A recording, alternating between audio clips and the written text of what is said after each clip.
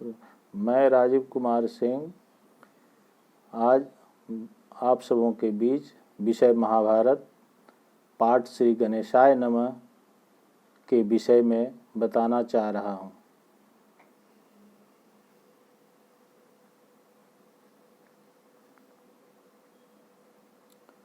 आज से 5000 वर्ष पहले भारतवर्ष के राजा महाराजा शांतनु थे। उस समय देश की राजधानी हस्तिनापुर थी। इसके पुराने खंडहर आज भी दिल्ली के पास मौजूद है। शांतनु के बाद उनके पुत्र विचित्रवीर्य राजा हुए। विचित्रवीर्य के 2 पुत्र थे, धृतराष्ट्र और पांडु।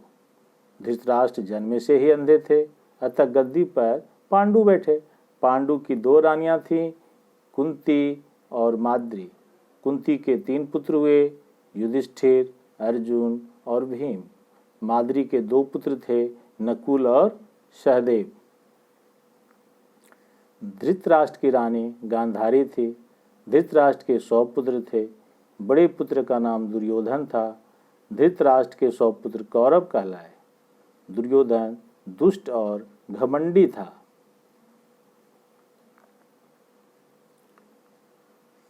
दुर्योधन के दुष्ट होने के कारण कौरव और पांडवों के बीच युद्ध होने निश्चित थे।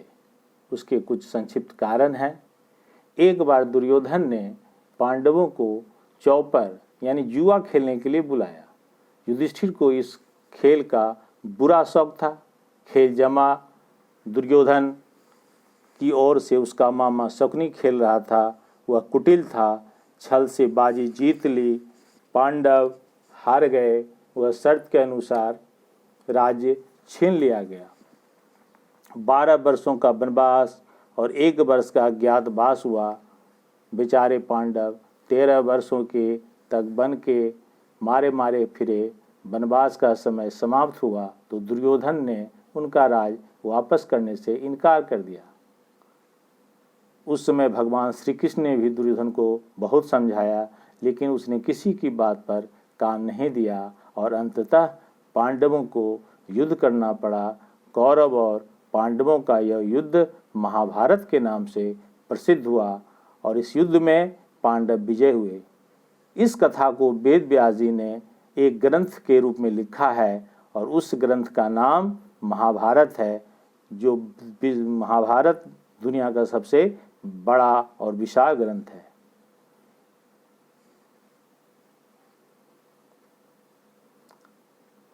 अब इसके लिए कुछ अभ्यास कार्य हैं।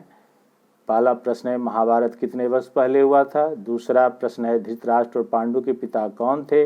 तीसरा प्रश्न है, कुंती के 3 पुत्र का नाम लिखें। चौथा प्रश्न है, माद्री के 2 पुत्र का नाम लिखें। 5वां है, धृतराष्ट्र की रानी का नाम क्या था।